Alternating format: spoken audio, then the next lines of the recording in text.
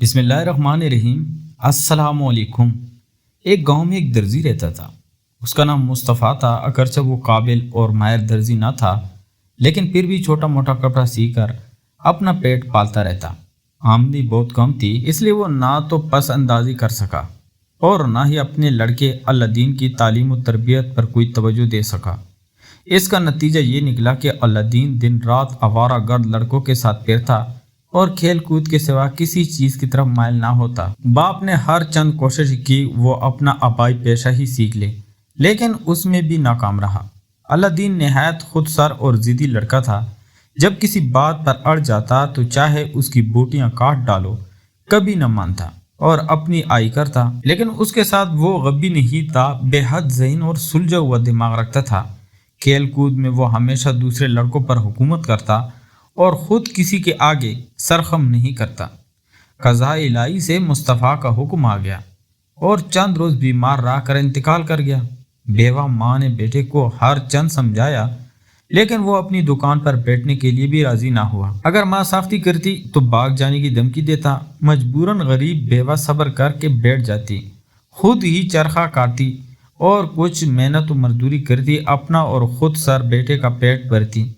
اسی طرح کئی سال گزر گئے اور الدین 18 سال کا نوجوان ہو گیا۔ ایک روز وہ محلے کی گلی میں لڑکوں کے ساتھ کھیل رہا تھا کہ ایک اجنبی اچھا لباس پہنے ہوئے آیا اور کہنے لگا کہ تم مصطفیٰ درزی کے لڑکے ہو۔ الدین نے قدر تأمل کے بعد اقرار کیا کہ میں ہی مصطفیٰ کا لڑکا ہوں۔ وہ کہنے لگا تمہارا باپ کہاں ہے؟ مجھے اس کے پاس لے چلو۔ الدین نے کہا کہ میرے والد کو مرے ہوئے کئی سال ہو چکے ہیں۔ اجنبی یہ سن کر افسوس کرنے لگا، پھر الدین کو پیار کر کے بولا کہ میں تمہارا رشتے کا چچا ہوں۔ تمہاری پیدائش بلکہ تمہارے والد کی شادی سے پہلے میں اپنے بھائی سے لڑ کر گھر سے نکل گیا تھا۔ اس کے بعد آج ہی اس ملک میں آیا ہوں۔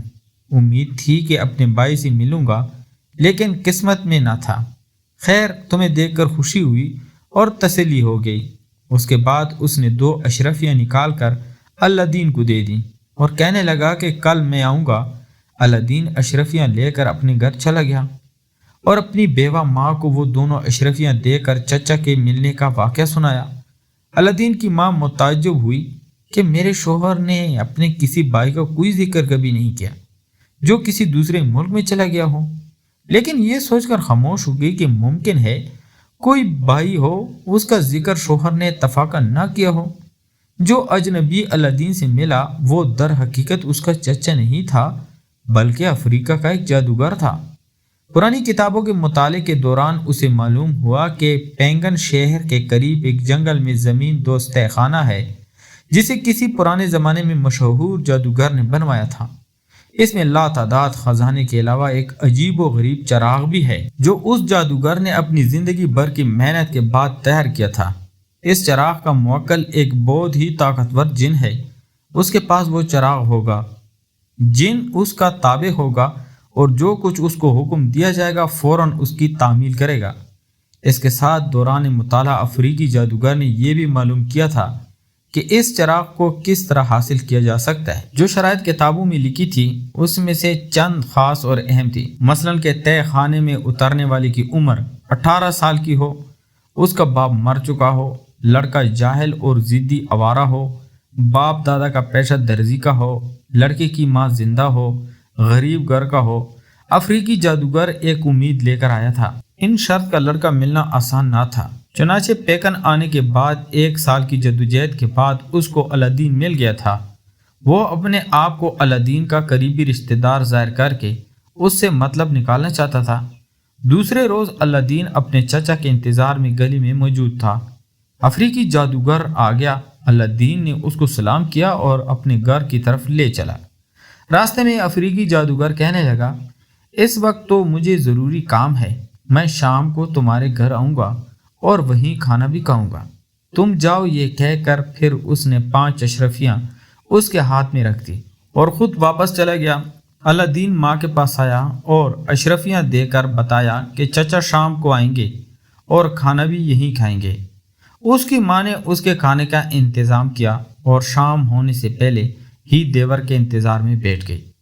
جب رات ہو گئی تو الدین اپنے چچا کی تلاش کو جانے ہی والا تھا کہ اس نے دروازے پر دستک سنی۔ الدین نے بڑھ کر دروازہ کھولا تو افریقی جادوگر کچھ مٹھائی اور پھل لے کر اندر داخل ہوا۔ پہلے اس نے خیریت دریافت کی، پھر اپنے بھائی کو یاد کر کے آبدیدہ ہو گیا اور دیر تک اس کے اوصاف بیان کرتا رہا۔ اس کے بعد دسترخوان چنا گیا۔ افریقی جادوگر اور الدین نے بیٹھ کر با اطمینان کھانا کھایا۔ اس عرصے میں جادوگر اپنے سفر کی دلچسپ کہانیاں سناتا رہا، پھر باورچ سے مخاطب ہو کر کہنے لگا کہ الدین کیا کر رہا ہے؟ اس غریب نے رو کر کہا، میں نے اس کو بہت سمجھایا، اس کے والد بھی سمجھاتے سمجھاتے مر گئے، لیکن یہ کسی کی نہیں سنتا، تمام دن گلیوں بازاروں میں آوارہ پھرتا رہتا ہے۔ کہانی کا اگلا حصہ دوسری ویڈیو میں دیا جائے گا۔ تو پیارے دوستو، میں امید کرتا ہوں آپ کو آج کی کہانی پسند آئی ہوگی۔ اگر آپ کو ہماری کہانی پسند ہے تو چینل کو لائک اور سبسکرائب ضرور کریں۔ شکریہ۔